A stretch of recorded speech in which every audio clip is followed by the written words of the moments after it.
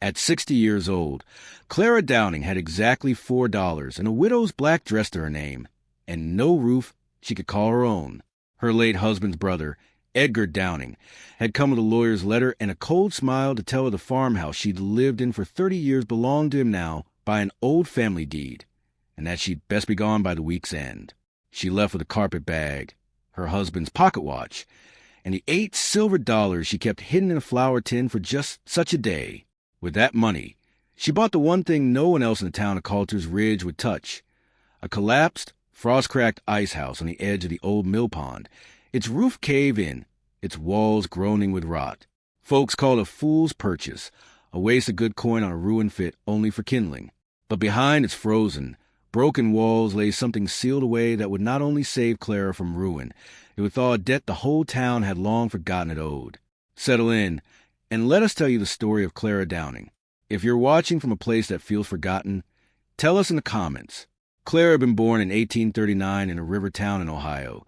the second daughter of a cooper named Ambrose Reed, a broad, quiet man who built barrels so tight they could hold whiskey for a decade without a drop lost of the wood. Her mother, Vinnie, had died bringing Clara's younger brother into the world, and so Clara grew up largely under her father's roof and his rules, which were few but unbending. Work honestly, waste nothing, and never let a neighbor go without help you were able to give. Ambrose kept an ice house of his own behind the cooperage, packed each winter with blocks cut from the river and layered in sawdust and straw, and it was there that young Clara learned the particular discipline of cold, how ice, properly kept, could outlast the season that made it, how patience and good insulation could preserve a thing through months that seemed determined to destroy it. Cold done right is a kind of promise, Clara girl. Her father used to say, tamping straw around the great pale blocks with his broad hands. You keep a promise packed in close enough, and it'll still be good come July. She married at 22 to a soft-spoken teamster named Hiram Downing, a man with a gentle laugh and an unfussy love of horses, and together they moved west with the promise of good land, eventually settling in the young town of Coulter's Ridge, a cluster of clapboard buildings and hopeful farms strung along a slow brown river in what was then still considered frontier country. Hiram hauled freight for the mill and the mercantile, and Clara kept a kitchen garden that fed half the lane in bad years, and between them they built a modest but honest life, raising no children of their own but standing godmother, aunt, and unofficial nurse to half the babies born within 5 miles. She learned to can, to salve a wound, to calm a colicky infant at 3 a.m, and to keep a still tongue about whatever she saw in other people's houses, a discretion that made her, over 3 decades, one of the most quietly trusted women in the county. Hiram's brother, Edgar, had never much cared for Clara, considering her too plain-spoken, too willing to give away what he thought should be saved and hoarded. Edgar had gone east as a young man to make his fortune in dry goods and had returned only rarely, always with an air of man slumming among his lessers, always eyeing the farmhouse and the good bottomland around it with a calculation Clara mistook, for years, for simple envy rather than intent. When Hiram died of a lung fever in the winter of Clara's 58th year, Edgar came to the funeral dressed sharper than anyone else present, and Clara, grieving and unsuspecting, thought nothing of the long private conversation he had with the town's aging notary a week later. It took 2 years for the trap to spring shut. Edgar arrived one autumn morning with a document he claimed had been drawn up by their late father decades before, granting him rights of inheritance over the farmhouse and land should Hiram die without children, a document Clara had never seen, never heard mentioned, and had every reason to doubt, though she had neither the money nor the standing to fight a lawyer in a county courthouse 2 days' ride away. The notary who might have disputed it had died the previous spring. The judge who reviewed the paperwork was, as it happened, an old business acquaintance of Edgar's from his dry goods days. Clara understood, with the particular clarity that comes to people who have spent a lifetime reading rooms and faces, that she was not going to win this fight through any honest channel available to her, and that fighting it dishonestly was not a road her father had ever taught her to walk. She left the farmhouse on a gray October morning with a carpet bag containing 2 dresses, her husband's pocket watch, a small Bible with her mother's name written inside the cover, and the flour tin with its 8 silver dollars, money she had saved so quietly over the years that even Hiram had never fully known its total. She did not weep in front of Edgar, who stood on the porch with his arms crossed, satisfied and impatient for her to be gone. She had learned long ago, watching her father pack ice in July heat, that some things kept better sealed than spilled. And so she walked down the lane with her chin level and her grief locked tight inside her, the way her father had taught her to lock cold inside a well-built house. She had nowhere particular to go, but she remembered, from Hiram's freight hauling days, a run-down corner town near the old mill pond where an abandoned ice house had sat empty and collapsing for the better part of a decade, ever since the mill's original owner had died, without heirs willing to keep up the property. She walked there directly, some old instinct pulling her toward the one structure in Coulter's Ridge built, however poorly now, for exactly the kind of preservation her whole life had trained her to understand. The current owner of the mill pond land, a tired widower named Otis Pruitt who had inherited it along with debts he wanted no part of, was only too glad to unload the ruined ice house and its small parcel of ground for whatever a desperate woman could offer. $8, Clara said, laying the coins on his kitchen table one by one, and Otis, embarrassed at how little he was accepting and relieved to be free of the property's taxes, signed the deed over without argument, muttering that she was welcome to the wreck and good luck to her. The ice house, when she first stood before it fully, looked worse than she had let herself remember. Half its roof had caved inward under some old winter's snow load, the timber beams splintered and gray with rot, and the double walls that had once held their insulating layer of sawdust and straw had settled and buckled so badly that the whole structure leaned like a drunk man against the slope of the mill pond bank. Townsfolk who passed on the road glanced at her standing before it with open pity, certain the widow Downing had finally lost whatever sense grief hadn't already stolen from her. But Clara walked its perimeter the way her father had taught her to walk any structure meant to hold cold, running her palm along the foundation stones, feeling for the soundness beneath the neglect, and she found beneath the collapsed roof and the rotted outer boards something her father's training told her mattered more than appearances. The double-wall construction, the deep foundation dug well below frost line, the north-facing orientation, shielded from summer sun by the pond's own high bank. All of it built by someone who had understood the discipline of cold every bit as well as Ambrose Reed once had. She began clearing debris the very next morning, borrowing a hand cart and a crowbar from a sympathetic blacksmith named Walton Greaves, who remembered Hiram fondly, and asked no questions about why a recently dispossessed widow was tearing into a condemned ice house instead of seeking charity or a room to let. It was on the third day, prying loose a section of the inner wall's rotted sawdust packing boards to assess how much rebuilding the insulation would need, that Clara's crowbar struck something that gave it a hollow, metallic sound entirely wrong for packed sawdust and old wood. Her heart quickened in particular way her father's had always described whenever a good hull, or a good wall, revealed it was hiding more than rot. Behind the section of decayed inner boarding, built into a recess between the double walls where the insulating fill should have been, she found instead a narrow iron-banded chest, dry and largely undamaged, protected all those years by the very structure's careful cold-holding design, the same discipline of sealed and patient preservation her father had spent a lifetime teaching her to trust. It took her the better part of an afternoon to work the rusted hinges loose, using oil borrowed from Walton's forge and a patience she had learned watching her father 10 blocks of river ice through the hottest months of summer, waiting rather than forcing, easing rather than breaking. When the lid finally gave way, she found inside a collection of oilcloth-wrapped bundles remarkably well preserved by the ice house's dry, insulated construction, and beneath the oilcloth a leather-bound ledger whose pages, though foxed with age, remained entirely legible, along with several canvas pouches heavy with coin, and a stack of folded letters whose wax seals had long since crumbled, but whose ink had held steady across the years. The ledger, Clara discovered by candlelight that first night in the ice house's one salvageable corner room, belonged to a man named Cornelius Weathersby, the ice house's original builder and the mill's founding owner, a man history in Coulter's Ridge remembered only vaguely as an eccentric bachelor who had died alone and left no clear heirs. But the ledger told a different story than the vague town memory suggested. It was a careful, decades-long record of a private fund Cornelius had built in secret, money set aside from every good ice harvest and every profitable milling season, intended, as his own careful handwriting explained across dozens of entries,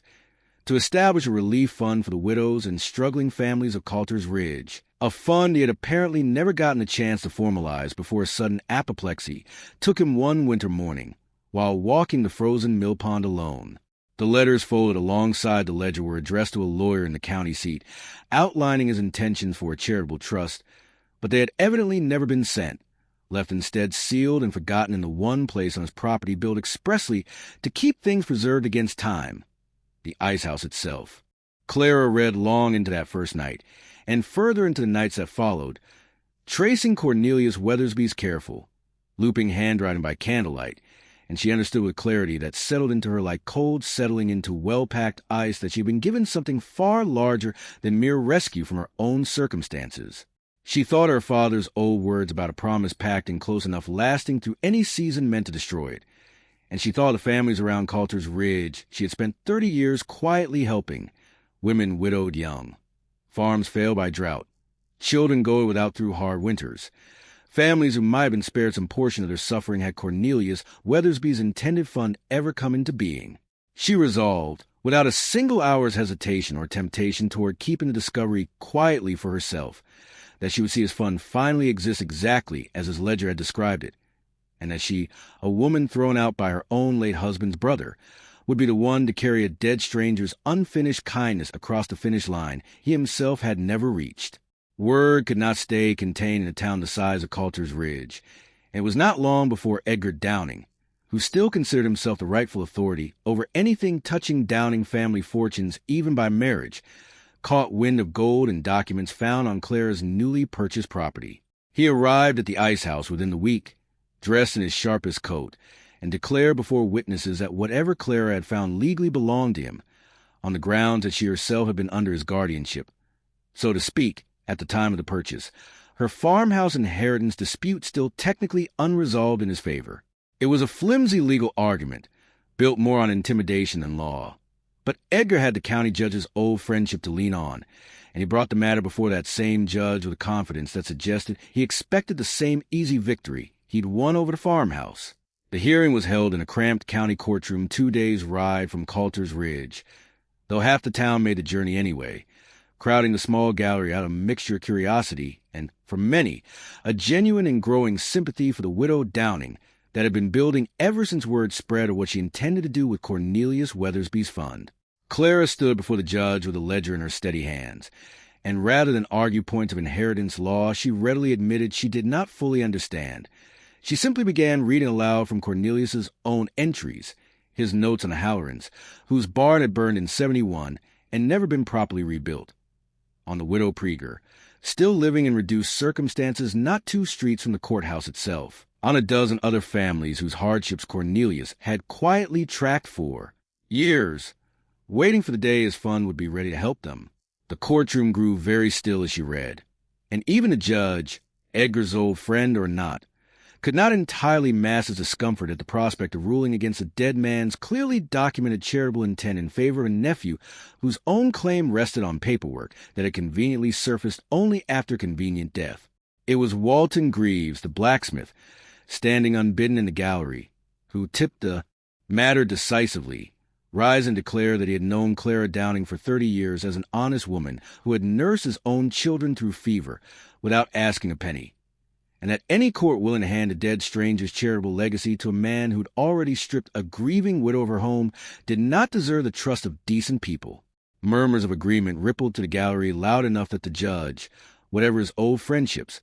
could not ignore the room's temper. He ruled that the Weathersby Fund, as clearly documented in Cornelius's own hand, belonged to the trust Cornelius had intended and to no one else, with Clara recognized as its rightful steward by virtue of discovery, restoration, and evident good faith, and Edgar's claim was dismissed outright, the judge noting dryly that he'd welcome Edgar's original farmhouse deed for a similarly close examination, a suggestion that sent Edgar out of the courtroom considerably paler than he'd entered it, and considerably quieter about Downing family business from that day onward. With the court's blessing and Cornelius Weathersby's ledger as her guide, Clara spent the following months rebuilding the Icehouse with her own hands and whatever hired helped the fledgling trust could afford, refitting the roof, repacking the double walls with fresh sawdust and straw exactly as her father had once taught her, restoring the structure to the same careful, cold-keeping discipline its original builder had intended. When the Icehouse reopened the following winter, packed once more with clean-cut river ice and formally rechristened as the home of the Weathersby Relief Fund, it became something Coulter's Ridge had never quite had before, a standing, physical promise that hardship in any one season would be met with help drawn from seasons of quiet plenty. The widow Prieger received the fund's first disbursement, enough to see her through a hard winter with dignity, and she wept in the yard outside the Icehouse, calling Clara in answer to a prayer she'd long since stopped bothering to say. Word of the fund's peculiar origins traveled well beyond Coulter's Ridge in time, as such stories tend to, and eventually reached the ears of an elderly cousin of Cornelius Weathersby's, a woman living several counties away who had believed her strange. Solitary relative had died with nothing to his name at all. She traveled to Coulter's Ridge herself the following spring, curious and a little disbelieving, and found Clara at the Icehouse overseeing the packing of a fresh ice harvest. Rather than contest the fund, the cousin wept upon reading her relative's ledger for the first time, recognizing in his careful entries a generosity of spirit she had never known him to possess in life, and she asked only that she be allowed to contribute a small sum each year in his memory, a request Clara welcomed warmly, understanding it as one more thread in the same quiet fabric of restored kindness that Cornelius himself had begun weaving decades before. At 60 years old, cast out with nothing but a carpetbag and $8 silver, Clara Downing had bought a ruined icehouse nobody else in Coulter's Ridge would touch, and inside its broken walls she had found not merely gold, but the unfinished promise of a lonely, generous man, waiting patiently through years of frost and thaw for someone who understood. In her very bones, that cold kept properly is a kind of promise that outlasts the season meant to destroy it. She rebuilt the Icehouse, and in rebuilding it, she rebuilt a town's forgot capacity for looking after its own, and in the process, she rebuilt something in herself that Edgar Downing's greed had very nearly convinced her was lost for good. The truest karma in her story was never the humiliation Edgar suffered in that county courtroom, though that came all the same. It was a quiet, undeniable proof that a woman's worth, like a well-packed block of ice, does not depend on anyone else's willingness to believe it will last. Clara Downing lived out the remainder of her years in Coulter's Ridge, respected as a founder and steadfast keeper of fund that would go on, long after her passing, to see dozens of families through their hardest winters. She never remarried, never sought recognition beyond what naturally came to a woman who had done something so plainly good, and she kept her father's old ice tongs hanging by the Icehouse door until the end of her days, a reminder, she liked to say, that some promises simply need the right kind of patience to keep them whole. Thank you for spending this time with Clara's story. If it moved you, we'd be grateful if you shared it with someone who might need reminding that it's never too late for an overlooked life to matter tremendously. We'd love to know, what is a time you found real value in something or someone that others had already written off? Tell us in the comments below. Until next time, stay close.